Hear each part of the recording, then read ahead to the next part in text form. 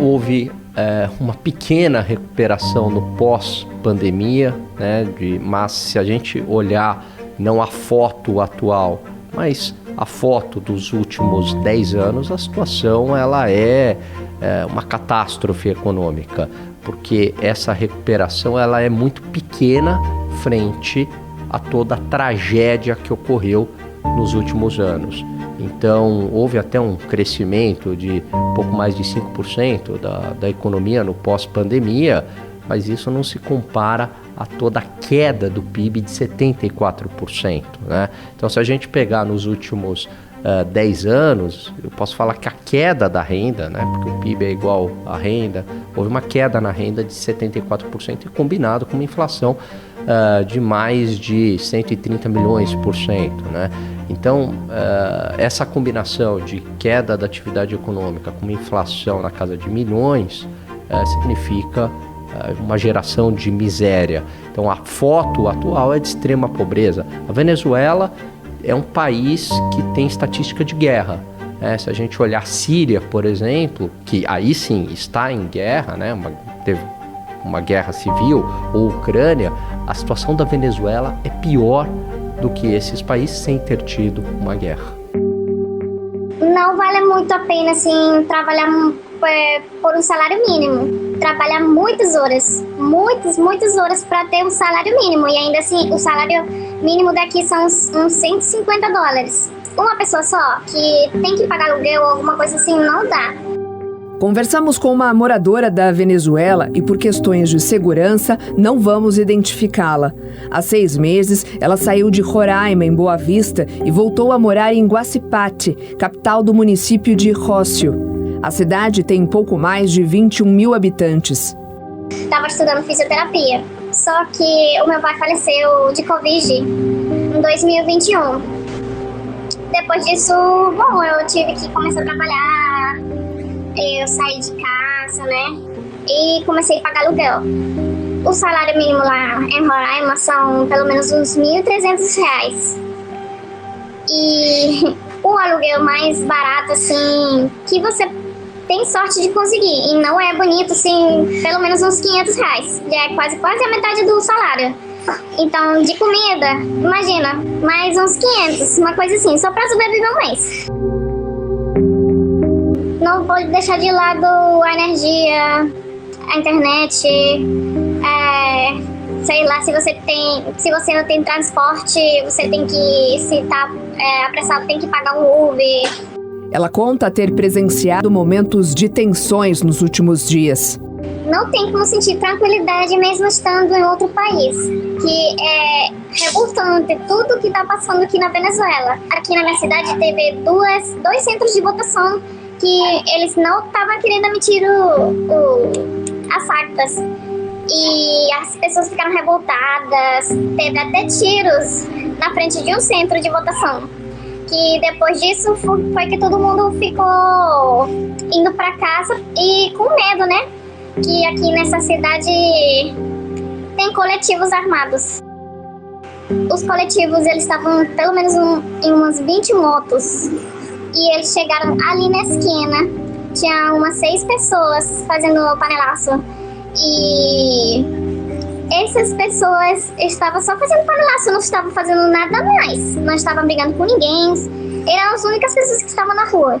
E chegaram lá, essas 20 motos. Chegaram lá falando, vai pra casa, vai embora, não sei o quê. E as pessoas ficaram tocando ainda mais forte. E eles desceram das motos e empurraram as pessoas para suas casas. Isso é tocar o terror, isso não é democracia, isso não é liberdade. Assim como outros moradores da região, ela estava confiante na vitória da oposição e diz não ter dúvidas de que houve fraude no processo eleitoral. Nas ruas, as pessoas querem trocar de governo. Já não querem mais esse governo, então que eles saíram falando que tem mais dos 50% da população que votaram nele, isso é mentira. É totalmente mentira. A Maria Corina, ela saiu falando que ela tem os resultados na mão. Tem mais dos 73% das actas das eleições. E o Edmundo, ele ganha sobrado mesmo. En este momento tenemos mais del 40% de las actas. Neste momento, temos mais de 40% das atas. Devo dizer algo. Temos todas as atas que foram apuradas pelo Conselho Nacional Eleitoral. Não sei de onde saíram as outras. Temos todas as transmitidas. E toda essa informação coincide, sabem em quê? Que Edmundo González Urrutia teve 70% dos votos desta eleição e Nicolás Maduro 30%. Esta é a verdade. Nicolás Maduro, el 30% dos votos. Esta é a verdade. Por hora, a venezuelana afirma que não pensa em se mudar de lá, mas vive pela expectativa de uma possível reversão do resultado do pleito do dia 28 de julho. O meu maior desejo é que eles saiam do poder. A economia melhore. Não está tão ruim assim, mas que melhore já tá bom demais. As famílias voltem para casa. Todos os meus irmãos estão fora do país. A minha mãe e o meu pai, eles faleceram, então eu tô com minhas tias, os meus primos aqui. Assim como esta mulher e os irmãos dela, milhões de venezuelanos foram forçados a deixar o país na última década. A instabilidade econômica e principalmente política fez com que quase 8 milhões de pessoas saíssem do país em busca de melhores condições de vida. Mas pela primeira vez em 25 anos, o chavismo parecia estar ameaçado. O presidente Nicolás Maduro buscava um terceiro mandato, enquanto o ex-diplomata Edmundo González aparecia como o principal candidato do partido da oposição. Mas deu Nicolás Maduro. O anúncio da reeleição de Maduro foi questionado pela comunidade internacional. Países como Estados Unidos, Chile, Peru, Costa Rica, Guatemala, Argentina e Uruguai. Já países aliados como Rússia, China, Cuba, Nicarágua, Honduras e Bolívia parabenizaram o mandatário. O presidente boliviano Luiz Arce saudou a vitória de Maduro e reafirmou a disposição de continuar a fortalecer laços de amizade, cooperação e solidariedade com a Venezuela. O pedido pela contagem justa dos votos repercutiu entre líderes do continente.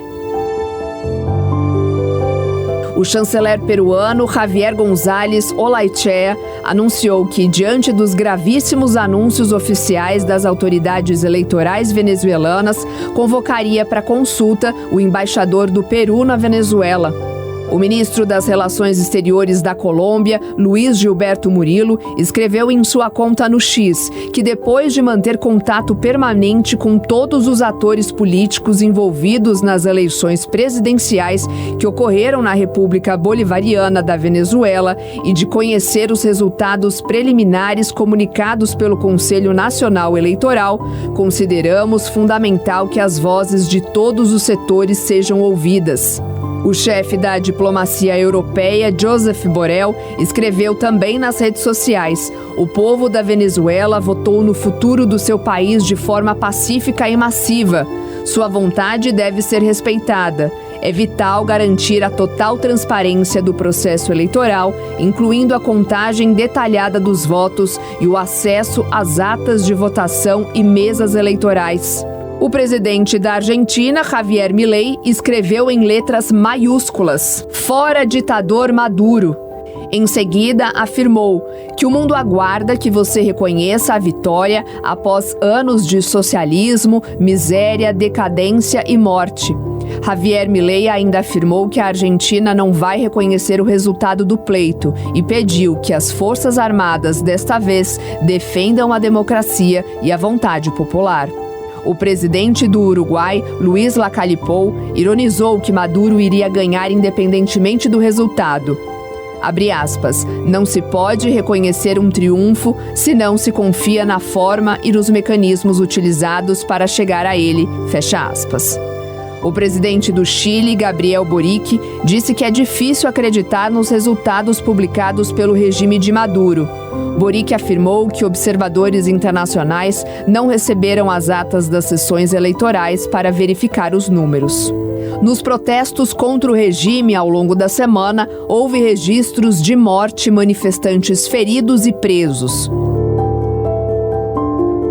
partido político de oposição venezuelano Vontade Popular afirmou que o dirigente Fred Superlano, uma das principais lideranças, teria sido sequestrado pelas forças de segurança. Um vídeo que circula nas redes sociais mostra o momento exato em que Superlano supostamente teria sido capturado por agentes da inteligência bolivariana. Vestidos de preto e armados, eles interceptam o carro em que o líder viajava, o retiram à força e o colocam dentro de outro carro. Após a eleição, o ditador exigiu a retirada de diplomatas de 7 países latino-americanos que acompanhariam o processo eleitoral e sem muita justificativa. O assessor internacional para a presidência da República, Celso Amorim, desembarcou em Caracas na sexta-feira, dia 26 de julho.